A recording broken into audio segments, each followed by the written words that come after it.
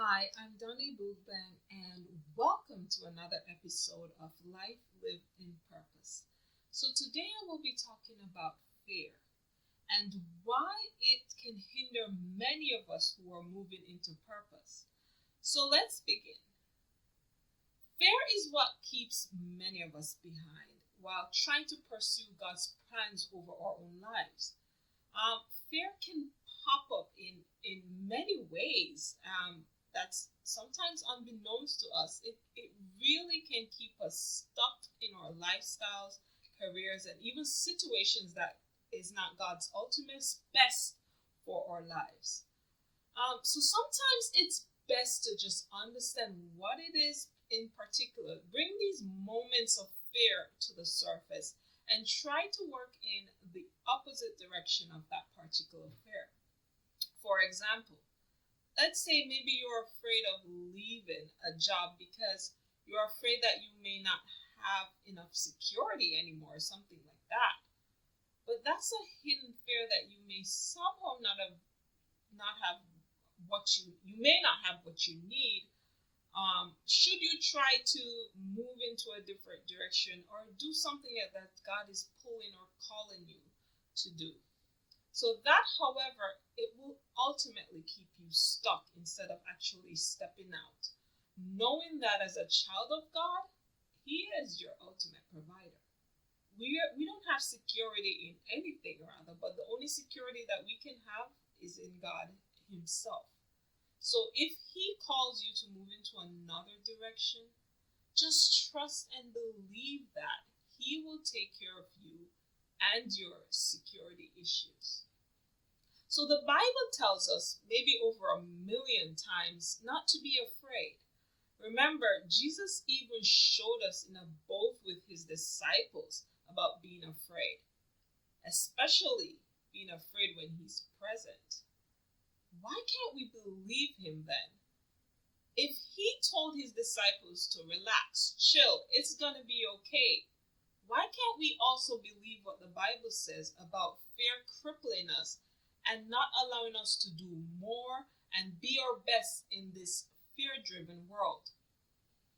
So let me clarify something with you for a brief moment. God never told us that we would not have fear. Have you ever thought about that? In fact, we will have fear. Fear is going to be here in present with us until we leave this earth. We are in a fearful, broken world. Fear is everywhere, as you can see. You just have to turn your television on. It's all over the news, the newspapers, television shows, everything. Because quite frankly, this world is fallen and we are in a fear-driven world. So in order to counteract that fear, we have to do things differently. In fact, we have to really step outside of the box. A lot of us put ourselves in that box and we keep ourselves in there because of this fear. We know we have to do more and we want to do more for ourselves, but we have to be able to do that outside of fear, knowing that whatever God calls us to do or whatever is pulling us to do, He's going to be with us. Just like Jesus and just like the disciples in the boat with Him, He's with us. So therefore, even though we have these fears, it doesn't mean that we should sit back and not try to get out of that box and to do more, knowing that God is calling us to do something greater with Him and to also be in partnership with Him. Some of us do know, like He knows what you know what He's calling into. You probably have that nudging, and it's something that probably screaming at you to do it. Just do it. Take it up and do it. Many of us have that. However, we allow fear to cripple us and kind of allow us to not do His will.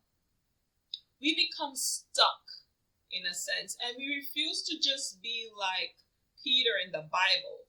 He just stepped out of the boat even though he was terrified. He just did it anyway, knowing that no matter what, God was there with him. God was going to take care of him. It's the same thing. God will take care of us. He doesn't think half-heartedly or any half and half attempt to allow us to fail or drown miserable. He's not that type of God.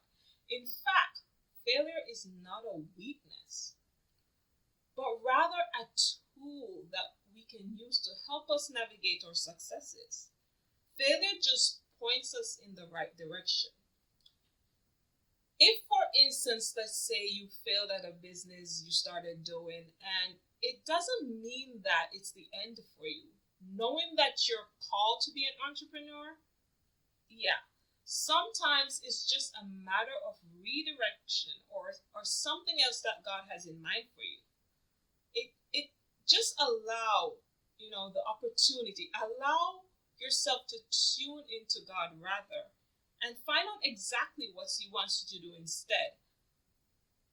And then maybe whatever you felt that He's calling you to do, just get that done. Can you spot the difference? So really, don't look at failure as defeat, but rather use it as a tool to move in the next direction. So I have been talking about fear for a few minutes just to kind of get you to understand it more. Now, I will talk about ways that which you can use yourself in your own lives just to overcome these fears in your own selves and what you're currently facing or trying to step out to do. So step number one, I am a big fan of journaling. I believe that journaling helps us to bring our emotions to the surface and allows us to see clearly what we are facing or what we're dealing with. So step one for me would be write the fears down. So let them be very plain before your eyes. So expose them rather. They don't need to be hidden. Write them down so that you can understand them more and that you can approach them differently. My next step, write down the things that would help you to remove those fears. For example, some of us fear leaving our jobs if God is nudging us to because of security. I would want another job that provides me security first before I decide to step out. That might be something you're trying to say. Maybe, wait until something else pops up, that can provide me that security so I feel confident in stepping out. So write those down and be aware of them. And then the next thing to do is find biblical examples of persons who are able to achieve their goals by doing something different or by stepping out of faith in a somewhat non-traditional way. So Esther, perfect example. She went before the king in a society that called that a serious mistake that requires a person being put to death.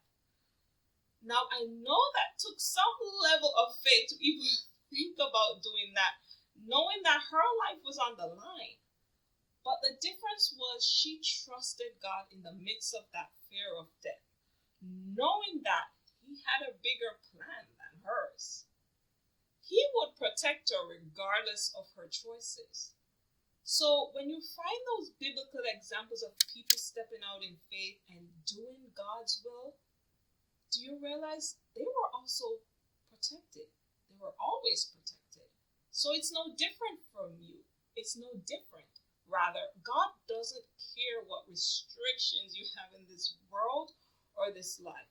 He will protect you. If He's calling you to do something else, just trust Him.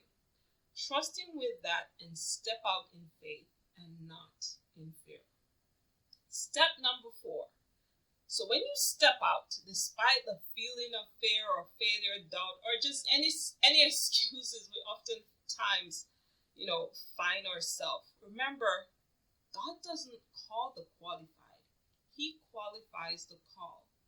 God will prepare us for anything that He's calling us to. He doesn't just push out there and just say, okay, do whatever you want. No, it's not like that. Well, not in my life anyway. So, for example, for me, I was never a writer or a speaker. I'm speaking to you now, but I was never that person. And I actually feared both, even speaking, actually. I actually feared speaking than even being a writer. But I am the type of person of what many of you would call an introvert. I love to stay to myself most of the times. I'm not that person who's always out there wanting to, be in a crowd and be known. I'm the opposite. But here I am once again speaking to you about purpose. And I'm actually getting a little bit more comfortable in this role as I practice to do it. So the more I step out and just do it, the more I get confidence and want to do more. So it's not any different for you. You can actually do the same thing until you become comfortable in your role and what God is calling you to. So sometimes God actually requires us to be in a season of training and preparation for greater things to come. He's not the kind of God who just throw us out to the lions and really not help us to work towards getting towards that destination that He's calling you to. So rather, our entire lives it's actually been in preparation for your purpose. You may not think about it, but if you probably look back to things that have happened prior in your life, that lost job, that lost income, opportunity, whatever it was, there was always some purpose linked to whatever happened in your life. So rather, remember, our entire lives is actually been in preparation for purpose. Look again, once again, examine your own life and see if there are any correlations with what you did in the past and what you're currently trying to do, moving forward in purpose, or even trying to find purpose yourself. Those are little secrets or little tips that you can use to find where God might be calling you or nudging to you at this time. I identified mine. Strange enough, the introvert in me was actually speaking to a crowd of students in college and participating in events in high school that required me to be on stage. Yes, I was a science student, and quite frankly, my extra activities were more into being something in what I'm actually doing right now, what God is actually pushing me to right now. So God was somehow building my confidence back then for being on stage, but I never really thought about it. Yeah, I was on stage and I was doing these different events, but I never thought that it would one day be linked to something that He's pushing me into and trying to allow me to become more comfortable in. So let's just see how that unravels in my life. Stay tuned. So step number 5, don't ignore the nudgings. I say that to you because the nudging helps us to step out more boldly than ever before. And it helps us to step out and to do things in our own comfort, in our comfort zone, in things that God, you rather probably would not have ever done or thought about doing. So God will nudge you to go in the right direction. He's good at that. He knows when He's telling you to do something. However, we are like the persons who like to talk ourselves into doing anything. Like, He may have told us 1,000,000 times over to leave that job or leave that lifestyle, but we ignore the nudgings and we ignore those signs. We stay because of what? Fear. The fear that should we decide to go in the direction that He's leading us to, that He will abandon us and maybe leave us in desperate situations. What if I leave, I don't have security, and then I get sick? But He doesn't. Not in my situation anyway. When I left my job as a pharmacist, I thought that I just had to settle into motherhood and family life, and that's it. That's what He's calling me to, motherhood.